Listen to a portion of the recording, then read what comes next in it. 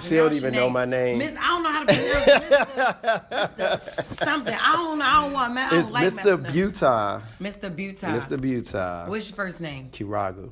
That's what you said, Kiragu. You ain't tell me Mr. Now, see, Beauttah. I ain't mad. I ain't mad. I like the first name. My name it's nice. I'm gonna call you Mr. K. Right. Cool. My name is like a disability. You know. Like, oh my goodness. I get it. Right. I get it. Okay. But yeah, I normally would just kind of chit chat and we go down that road. So,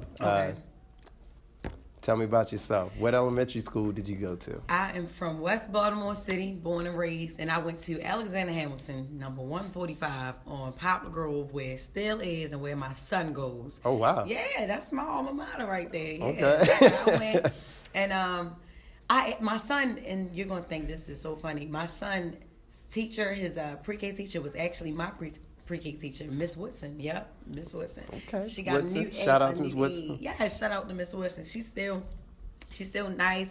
She looked good. She looked the same way she looked, I lied to you not, when I was a kid. She just got better wigs now. You know, the wigs is fly now. Wig technology has been advancing. Yes, I got one on right now. Really? This is a wig.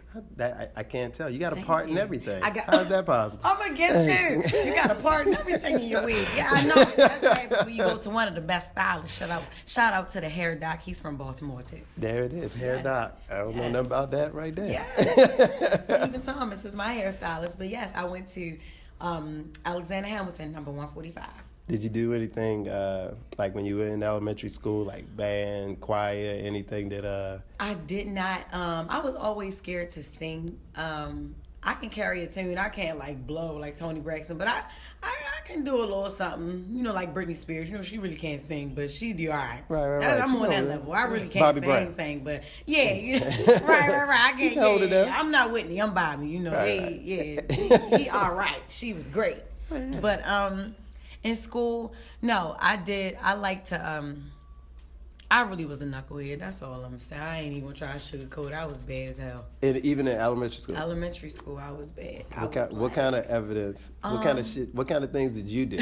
Just ass. I never ate the school lunch, so I would just roam the hallways in school. I remember that too.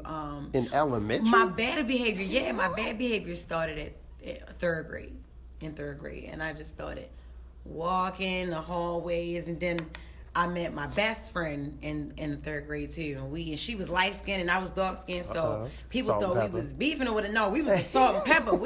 They thought we was gonna be beefing. She was light skinned with pretty eyes, you know, all of them got. She had all her edges and all that, and I did too. My hair was a little thin. I was still cute, you know. My hair, my eyes were regular brown and all that. But we ran that school. We ran the floor. We was like, her name was Jasmine, Jess and Jazz. And we was just running the school, salt and pepper. That's how we was. And then fourth grade, we met boys. Her little boyfriend was Charles. Grade? Yes, I know. We was some hot asses. That beat your ass. I know. In fourth grade, her boyfriend name was Charles. My boyfriend name was Tyson. And then in fifth grade, we dumped both of them. And then we started. We thought we was real grown. We was leveling up with sixth graders. Yeah, we was trying to see what's up with the middle school boys. And they was like, girl, y'all too young. So we was like, we dumped our boyfriends for nothing. Try to be all hot, and sixth graders ain't want us.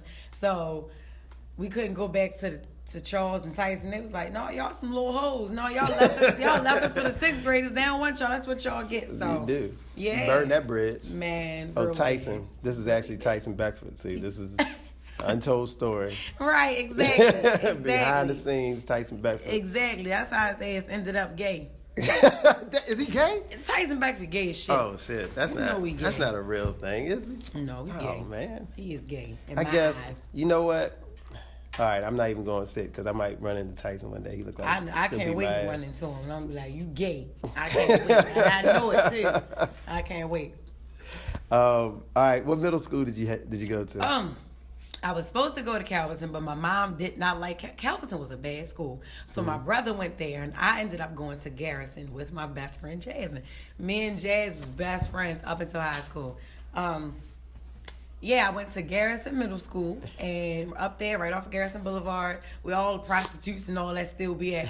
And This when I started catching a bus to school, and I got this when I realized I was gonna be a comedian. I'm sitting, and I will always go to the back of the bus and talk about everybody who got on the bus. And it was crazy. One time, I was ready to get dragged off the bus. I had to lie, say my father worked for the FBI. I almost got so much shit coming up. I was such a clown. I was the class clown when I got to middle school. When I got to middle school was when I got the label class clown. And it's so funny because I was a girl. And you know, class clowns are typically guys. Right, it's usually the boys. Yeah, with my deep, raspy voice, my voice is very distinctive. All the teachers knew who it was. The teacher be up there talking, and I'm, talking and teaching the lesson with our back turned, and I say something, and Jessica, I know it's you. And I'm like, how do you know it's me? Because your voice is very distinctive. I will never forget that. One of my teachers told me that. Your voice is very distinctive. So, 6th, 7th, and 8th grade, I was a class clown, but... Sound like you smoking in 6th grade. Yes. Something like ain't too far from it. I did some things. But, I actually didn't start drugs until I got to high school. Wait. I tried. Hold on, we still in middle school or what? What we doing? But, and I went through all 3 years. I actually was a straight A student. That's what I'm leaving out. I had bad behavior, but I was a straight A student. Never brought home a B or a C.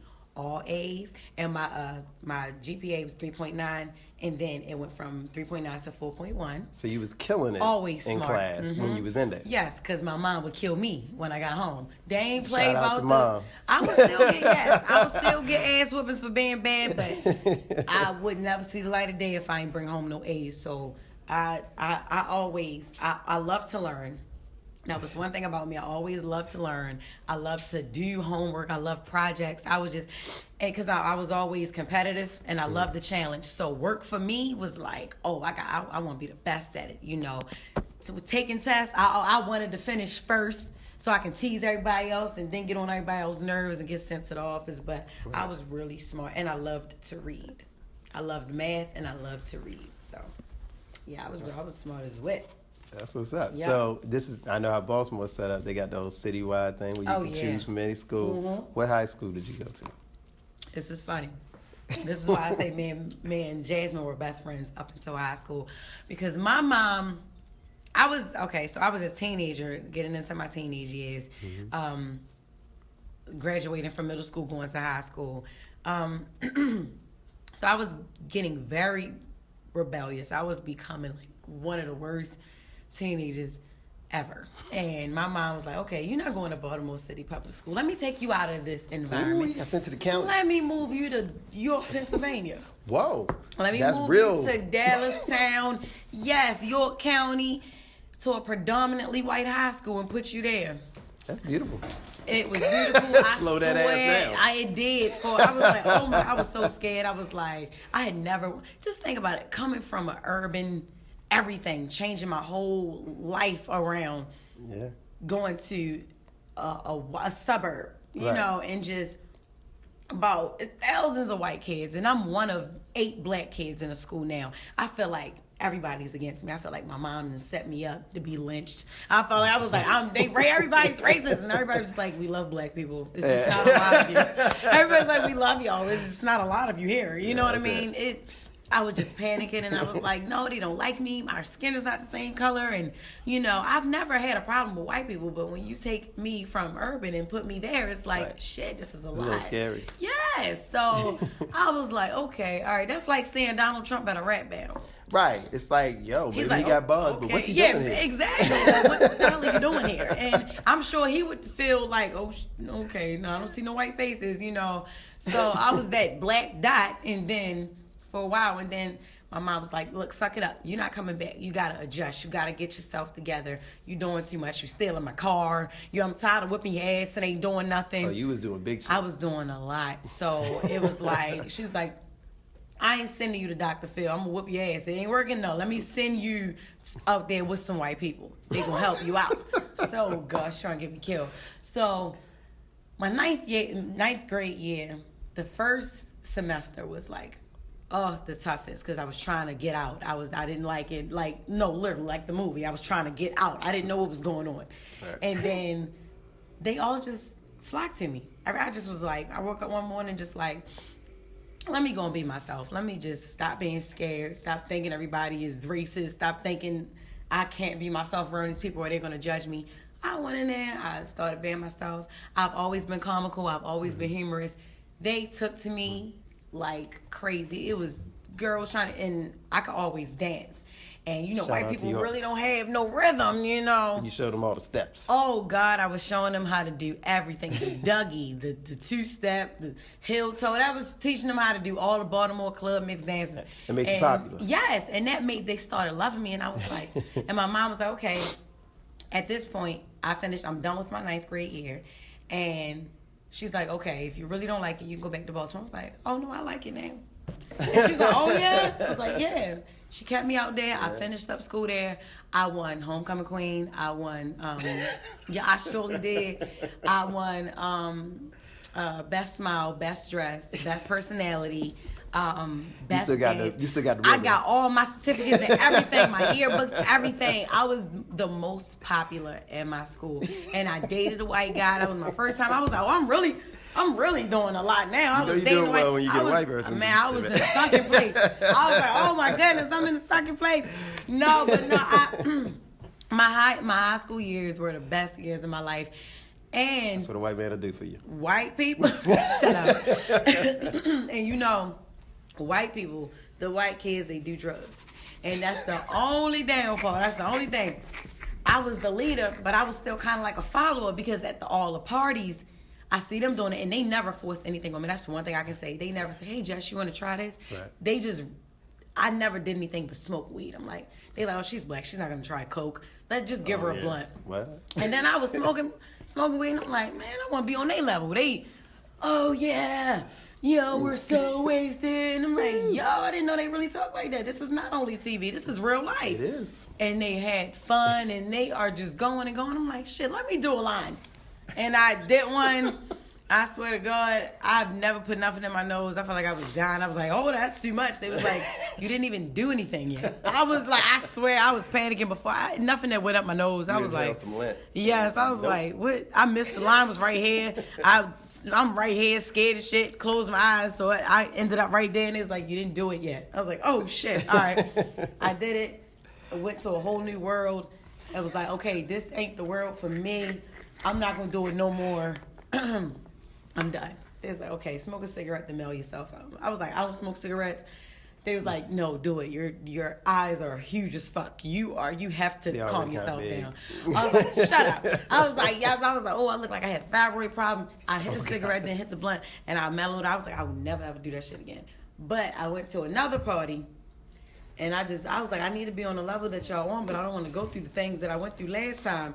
And I started doing it again. I got hooked on it my whole 11th grade year. And then I was like, started making me skinny grade. And shit. Wow. Yes. That's really, tough. Yup. All this is in my comment. I make fun of all this shit. And I'm like, I remember saying, because I would go to Baltimore on the weekends to be with my friends from Baltimore. Right. I remember, turn that switch off when you get to Baltimore, because you go there and tell them you did some lines. They're going to beat your ass. Like, you up there doing cocaine. Oh, hell no. So it was like living two different lives and being in two different worlds. And he's like code switching with the ignorant shit. Yes. And oh my God. And then I started doing shrooms. I left the cocaine alone, like, okay, because it was making me skinny. I was like, oh, hell no. Shrooms. I'm like, I'm losing my black girl ass doing this shit. No, I got to switch it out. So then I started doing shrooms. And then I didn't know nobody told me that was a hallucinogen. I started seeing things, and yes. I did the very first time I did it, I was late. I had a curfew. We have curfew in Dallastown. I was late, so I was driving home. I thought a dinosaur was coming toward me. I'm like, nah, that can't be true because dinosaurs stink.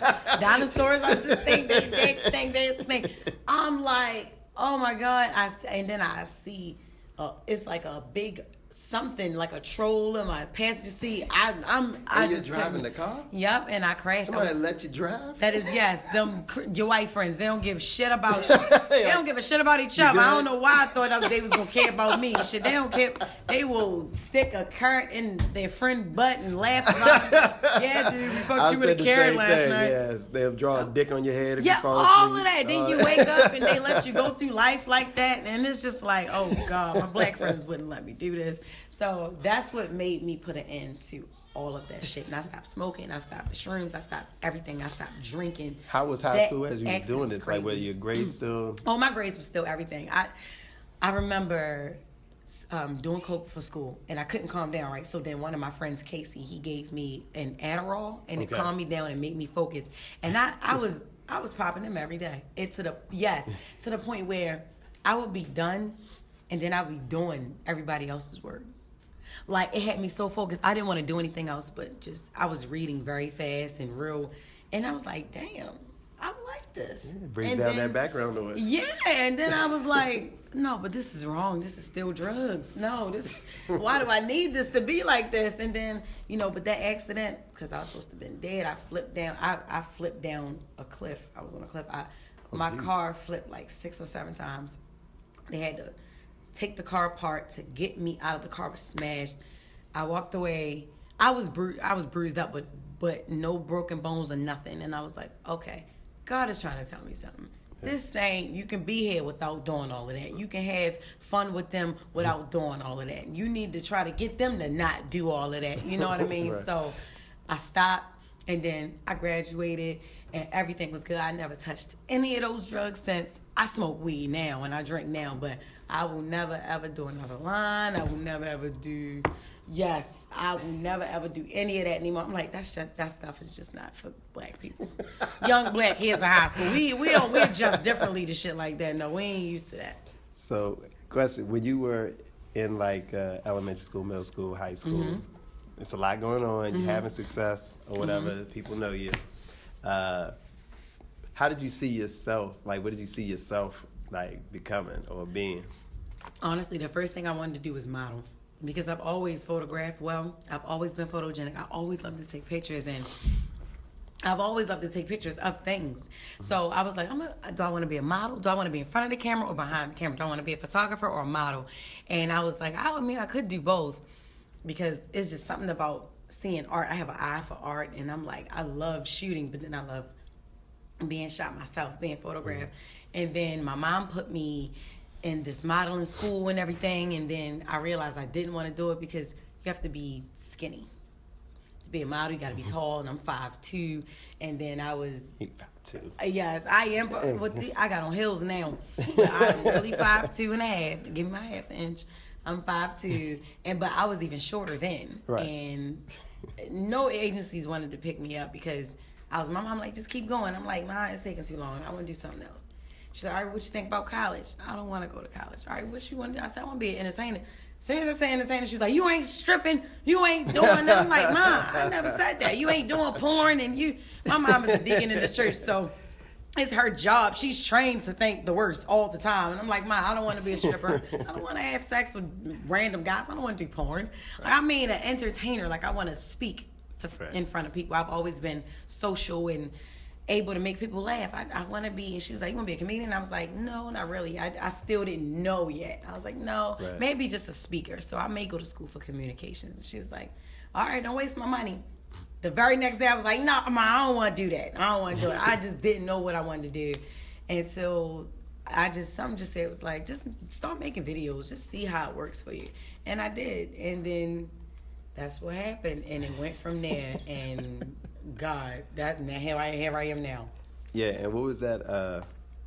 I know we already talked about it, but like just briefly, explain that evolution. Okay, how you went from... So I used to always watch Maury Povich, and the show more. I had to sneak and watch because my mom did not always like to let me watch it. But when I got old enough, I was like, I want to redo it. I wish I was on that show. I wonder if they paid them people to do that, because nobody can really be that damn stupid to go on there but I was like, people are stupid, so you just never know.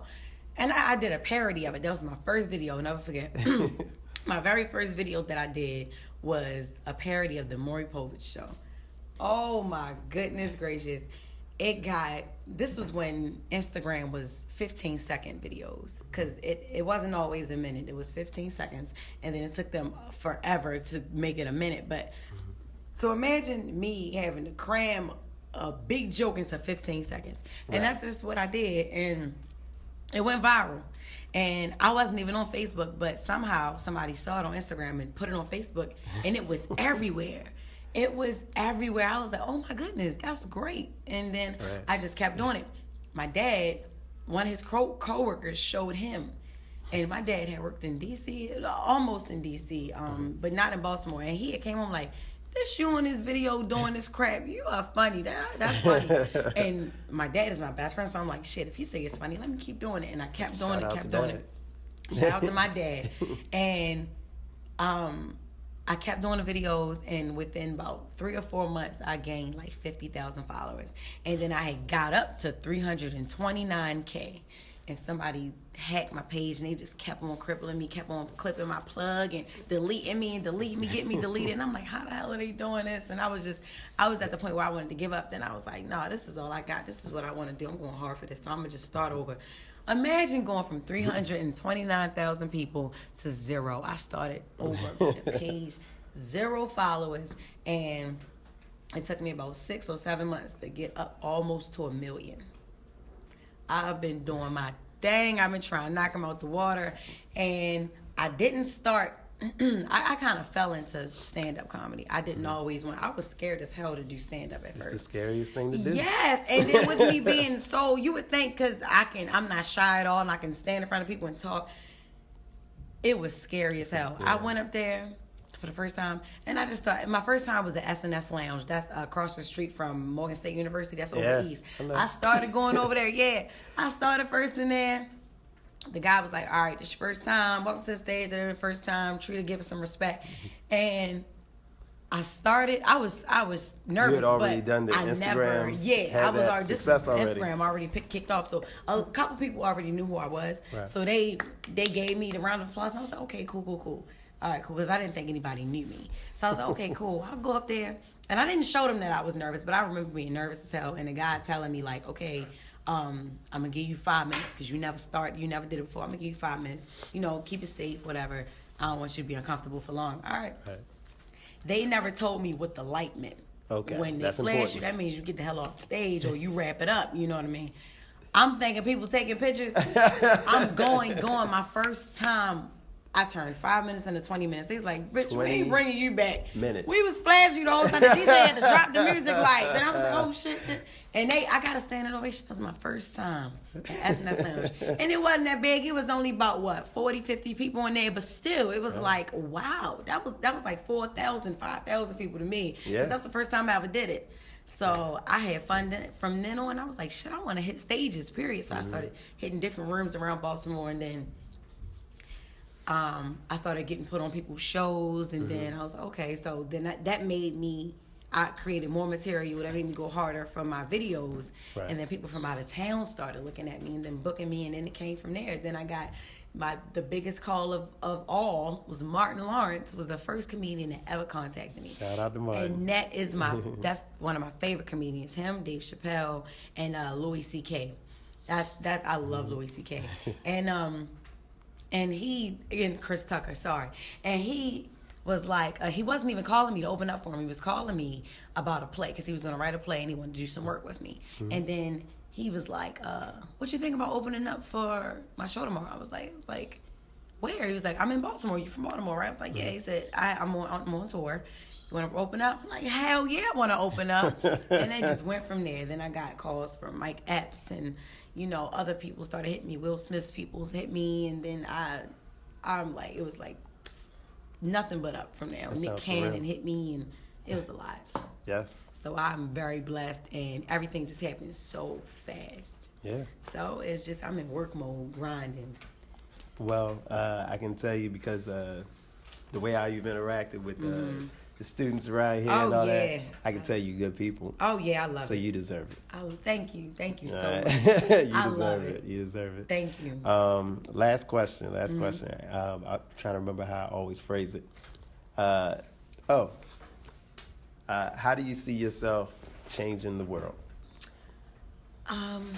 Definitely for black women, young black women. I am definitely like feminist. I can't stress enough how I want to see more of me. I'm not one of those selfish females. Like, I don't like females. I want to be the only one to make it. It's enough for all of us to eat. Yeah. You know how many white women out there teaming up together, power and all of that? Okay, it's enough for us. If we could stop beefing and stop trying to step on each other's toes and stop trying to be the number one, because there's so many number ones out here.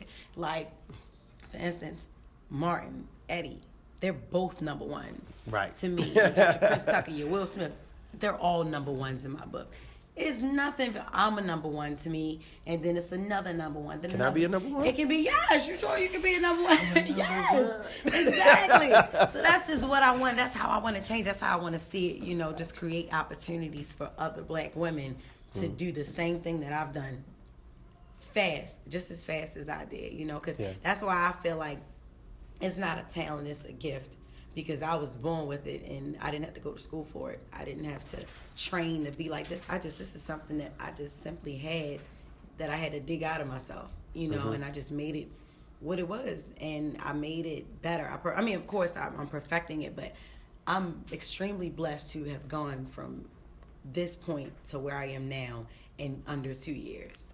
I want other women to do that as well, and I'm helping. Like, I want to help do it. You know, I don't know if there's a foundation. I haven't really pinpointed exactly how I want to do it, but I'm going to do it. It's going to be like those girls I just talked to, you know, they love me, and I see that. I gotta do something for them. You know, I want them to continue. I don't want them to be like, oh, I met her at my high school, and then they see me, they don't ever see me again. I don't want to do that. I don't want to do that. I'm from Baltimore City, and this is where I'm going to build anything.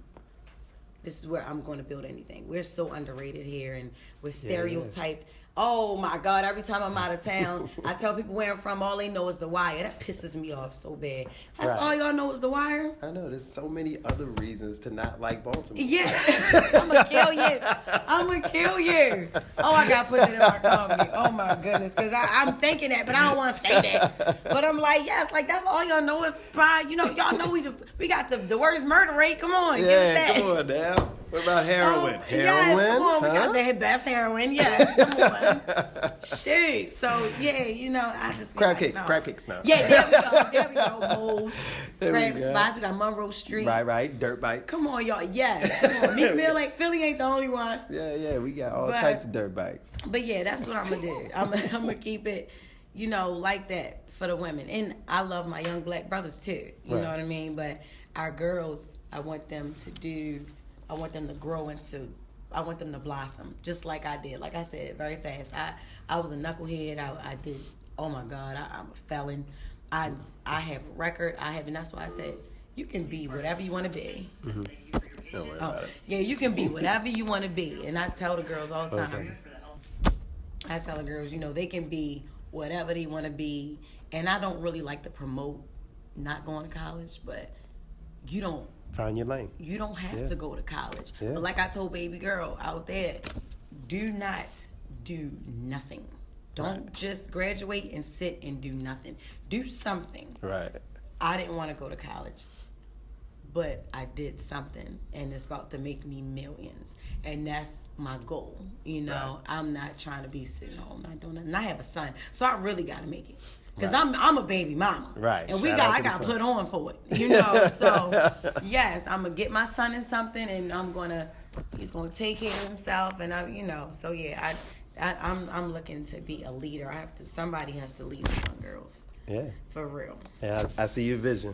Yeah. I appreciate it. Thank you. All right. Thank you, Mr. K. There we go. Jesshilarious. She still does not know my name. Oh, my God. I'm going to kill him. Class Clowns, whatever. Yes. Signing off. Peace. All right.